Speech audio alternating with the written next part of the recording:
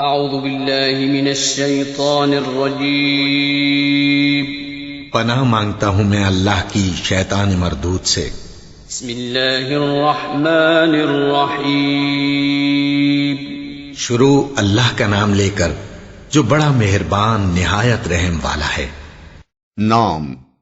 پہلی آیت کے لفظ التکاثر کو اس سورہ کا نام قرار دیا گیا ہے۔ زمانہ نزول۔ ابو حیان اور شوکانی کہتے ہیں کہ یہ تمام مفسرین کے نزدیک مکی ہے، اور امام سیوطی کا قول ہے کہ مشہور ترین بات یہی ہے کہ یہ مکی ہے، لیکن بعض روایات ایسی ہیں جن کی بنا پر اسے مدنی کہا گیا ہے، اور وہ یہ ہیں: ابن ابی حاتم نے ابو بریدہ رضی اللہ عنہ کی روایت نقل کی ہے کہ یہ سورہ انصار کے دو قبیلوں بنی حارثہ اور بنی الحرث کے بارے میں نازل ہوئی۔ دونوں قبیلوں نے ایک دوسرے کے مقابلے میں پہلے اپنے زندہ آدمیوں کے مفاخر بیان کیے، پھر قبرستان جا کر اپنے اپنے مرے ہوئے لوگوں کے مفاخر پیش کیے۔ اس پر یہ ارشاد الہی نازل ہوا کہ الہاکم التکاثر،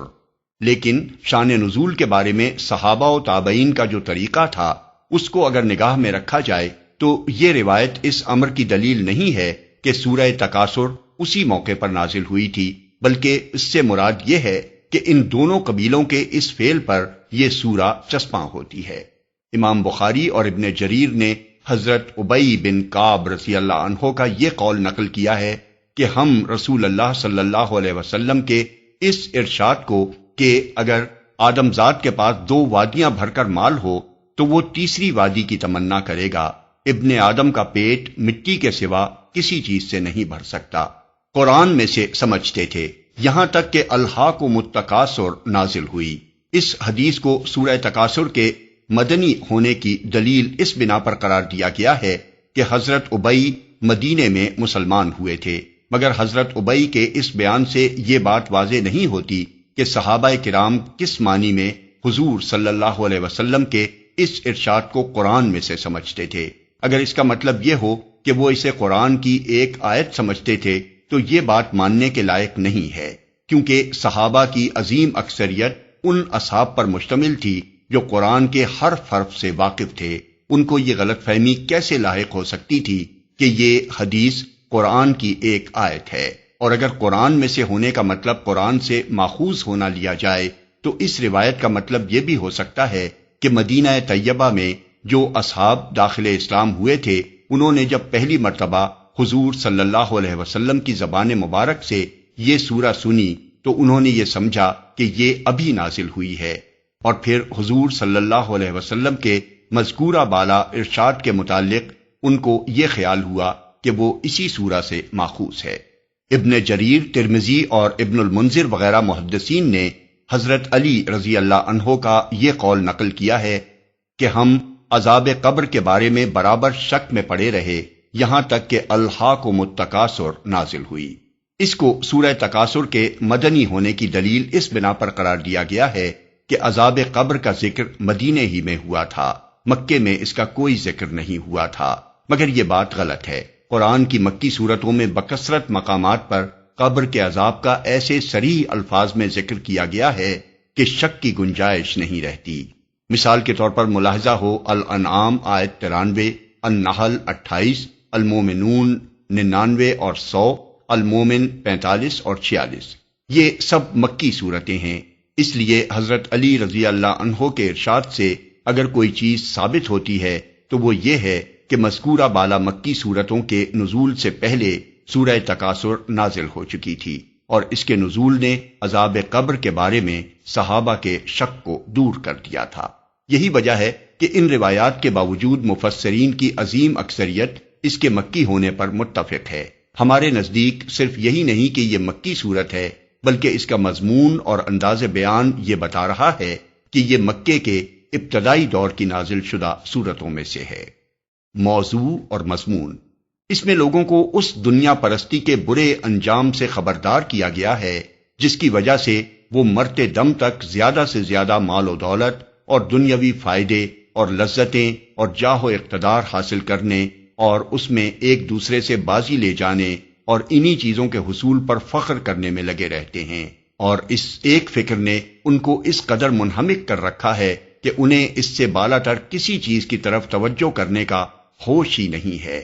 اس کے برے انجام پر متنبہ کرنے کے بعد لوگوں کو یہ بتایا گیا ہے کہ یہ نعمتیں جن کو تم یہاں بے فکری کے ساتھ سمیٹ رہے ہو، یہ محض نعمتیں ہی نہیں ہیں بلکہ تمہاری آزمائش کا سامان بھی ہیں۔ ان میں سے ہر نعمت کے بارے میں تم کو آخرت میں جواب دہی کرنی ہوگی۔ بسم اللہ الرحمن الرحیم۔ الہاکم التکاثر حتی زرتم المقابر۔ تم لوگوں کو زیادہ سے زیادہ اور ایک دوسرے سے بڑھ کر دنیا حاصل کرنے کی دھن نے غفلت میں ڈال رکھا ہے، یہاں تک کہ اسی فکر میں تم لبے گور تک پہنچ جاتے ہو۔ غفلت میں ڈال رکھا ہے۔ اصل میں الہاکم التکاثر فرمایا گیا ہے، جس کے معنی میں اتنی وسعت ہے کہ ایک پوری عبارت میں بمشکل اس کو ادا کیا جا سکتا ہے۔ الہاکم لفظ سے ہے جس کے اصل معنی غفلت کے ہیں، لیکن عربی زبان میں یہ لفظ ہر اس شغل کے لیے بولا جاتا ہے جس سے آدمی کی دلچسپی اتنی بڑھ جائے کہ وہ اس میں منہمک ہو کر دوسری اہم تر چیزوں سے غافل ہو جائے۔ اس مادے سے جب الہاکم کا لفظ بولا جائے گا تو اس کا مطلب یہ ہوگا کہ کسی لہو نے تم کو اپنے اندر ایسا مشغول کر لیا ہے کہ تمہیں کسی اور چیز کا جو اس سے اہم تر ہے ہوش باقی نہیں رہا ہے، اسی کی دھن تم پر سوار ہے، اسی کی فکر میں تم لگے ہوئے ہو، اور اس انہماک نے تم کو بالکل غافل کر دیا ہے۔ تکاثر کثرت سے ہے اور اس کے 3 معنی ہیں۔ ایک یہ کہ آدمی زیادہ سے زیادہ کثرت حاصل کرنے کی کوشش کرے، دوسرے یہ کہ لوگ کثرت کے حصول میں ایک دوسرے سے بڑھ جانے کی کوشش کریں، تیسرے یہ کہ لوگ ایک دوسرے کے مقابلے میں اس بات پر فخر جتائیں کہ انہیں دوسروں سے زیادہ کثرت حاصل ہے۔ بس الہاکم التکاثر کے معنی ہوئے تکاثر نے تمہیں اپنے اندر ایسا مشغول کر لیا ہے کہ اس کی دھن نے تمہیں اس سے اہم تر چیزوں سے غافل کر دیا ہے۔ اس فقرے میں یہ تصریح نہیں کی گئی ہے کہ تکاثر میں کس چیز کی کثرت اور الہاکم میں کس چیز سے غافل ہو جانا مراد ہے، اور الہاکم یعنی تم کو غافل کر دیا ہے کہ مخاطب کون لوگ ہیں۔ اس عدم تصریح کی وجہ سے ان الفاظ کا اطلاق اپنے وسیع ترین مفہوم پر ہو جاتا ہے۔ تکاثر کے معنی محدود نہیں رہتے بلکہ دنیا کے تمام فوائد و منافع، سامان عیش، اسباب لذت اور وسائل قوت و اقتدار کو زیادہ سے زیادہ حاصل کرنے کی سعی و جہد کرنا، ان کے حصول میں ایک دوسرے سے بڑھ جانے کی کوشش کرنا اور ایک دوسرے کے مقابلے میں ان کی کثرت پر فخر جتانا اس کے مفہوم میں شامل ہو جاتا ہے۔ اسی طرح الہاکم کے مخاطب بھی محدود نہیں رہتے بلکہ ہر زمانے کے لوگ اپنی انفرادی حیثیت سے بھی اور اجتماعی حیثیت سے بھی اس کے مخاطب ہو جاتے ہیں۔ اس کا مطلب یہ ہو جاتا ہے کہ زیادہ سے زیادہ دنیا حاصل کرنے اور اس میں ایک دوسرے سے بڑھ جانے اور دوسروں کے مقابلے میں اس پر فخر جتانے کی دھن افراد پر بھی سوار ہے اور اقوام پر بھی۔ اسی طرح الہاکم التکاثر میں چونکہ اس امر کی صراحت نہیں کی گئی کہ تکاثر نے لوگوں کو اپنے اندر منہمک کر کے کس چیز سے غافل کر دیا ہے، اس لیے اس کے مفہوم میں بھی بڑی وسعت پیدا ہو گئی ہے۔ اس کے معنی یہ ہیں کہ لوگوں کو اس تکاثر کی دھن نے ہر اس چیز سے غافل کر دیا ہے جو اس کی بنسبت اہم تر ہے۔ وہ خدا سے غافل ہو گئے ہیں، عاقبت سے غافل ہو گئے ہیں، اخلاقی حدود اور اخلاقی ذمہ داریوں سے غافل ہو گئے ہیں، حقداروں کے حقوق اور ان کی ادائیگی کے معاملے میں اپنے فرائض سے غافل ہو گئے ہیں۔ انہیں معیار زندگی بلند کرنے کی فکر ہے، اس بات کی کوئی فکر نہیں کہ معیار آدمیت کس قدر گر رہا ہے۔